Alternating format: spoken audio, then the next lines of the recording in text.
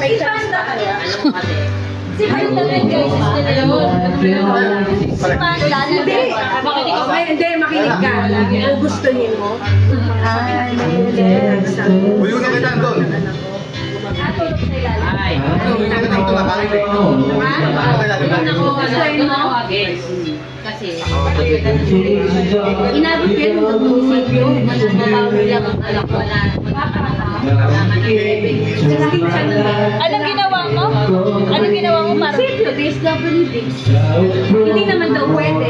Sabi ko, ipasok. Para huwag lang magpasama ko sa lalaki. Kasi nga, nagdadala. Di pwede na iya, kanta na. Wala, di ka pwede, mahihayin ka. Hindi kasi sikat. Sigatin kita kay Tulpo. O Jason, nakanta na, ano na. Ngayon, Akala ko di ko makanta. Ako hindi kumakanta, siya nakakanta. Pagka Laguna yan eh. Hindi pa kami ulit nag-uusap. Pero sabi ko sa kanya, kung talagang di ka maiwalay sa lalaki. Pero sabi ko sa kanya, ano man mangyari, huwag mo akong sisisihin kung ano maging kapalaran mo dyan. Ay, hindi. Sabi ko sa kanya, pag nagkaanak kami, tatanggapin dito. Sabi nung iba, bakit sinabi ko? Pinag-taste na nga eh. Minsan uuwi yan. Alam ko eh, na walang pagkain. Minsan talaga tingin.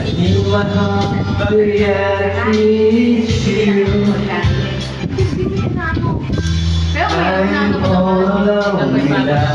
hindi pa ko na naman. Kaya sabi ko, ang inano ko naman, inano ko na makapag-aral ka. Wala pinanapit na yun. Mag-aral ka niya. Pero matapakaw siya. Minsan, ng anak ko magyaram akong 500. Sabi ko, yan na naman tayo.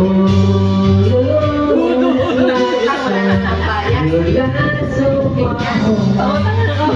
Ano ang ginawa niya? Mag-aasal siya ng paninda. Tapos papatungan niya. Yun ay babalik siya. Ay, daras. Hindi budo na yun. Wala gabi yung budo mo.